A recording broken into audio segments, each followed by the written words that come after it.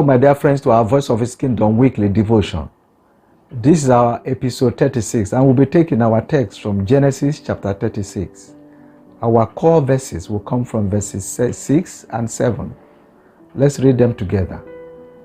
Esau took his wives and sons and daughters and all the members of his household, as well as his livestock and all his other animals, and all the goods he had acquired in Canaan, and moved to a land some distance from his brother Jacob.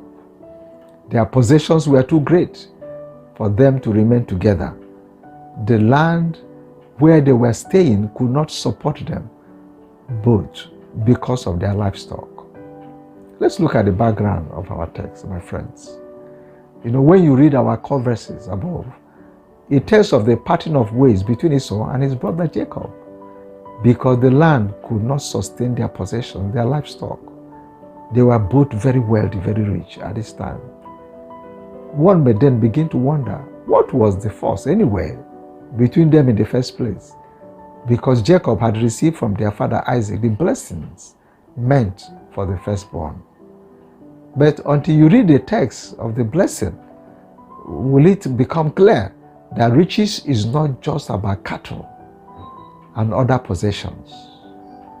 In Genesis 27 verse 37, you can see that Isaac gave Jacob more than just possessions. Isaac answered to Esau when Esau came back for his own blessing.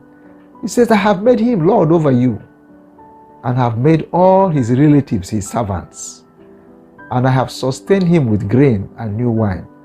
So what can I possibly do for you, my son?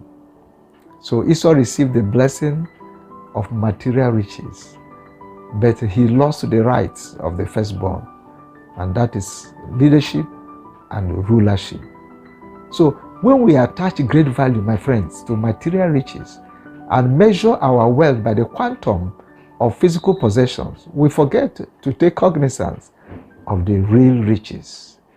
In Mark chapter 4 verse 19, Jesus said that deceitfulness of riches and the desires for other things come in, and they choke the word of God.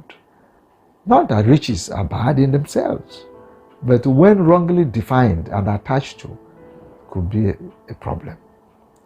Jesus talks about a different kind of riches or wealth towards God. In Luke chapter 12 verse 21, Jesus talks about people who have misunderstood the value of riches and just get it for getting sake and just for themselves. And he said, this is how it will be with anyone who stores up things for himself, but is not rich towards God. Of course, here he was talking about God's judgment and condemnation of such people. The most valuable possession, my friend, are not material possessions. Jesus advised that we lay our treasures in heaven in Mark 6:20. But he says, store up for yourself treasures in heaven, where moth and rust do not destroy, and where thieves do not break in and steal. I had a story about a very wealthy multi-billionaire who was asked once about his happiest day on earth. And this is a true story. He said it was the day he took some wheelchairs to little kids in an orphanage, and personally gave out those wheelchairs, to the needing kids. Wealth or possessions wasn't the answer to the question, but godly gesture that lifts the life of others.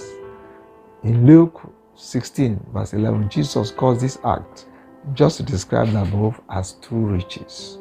So my friends, may we pursue true riches. God bless you, and thank you for listening.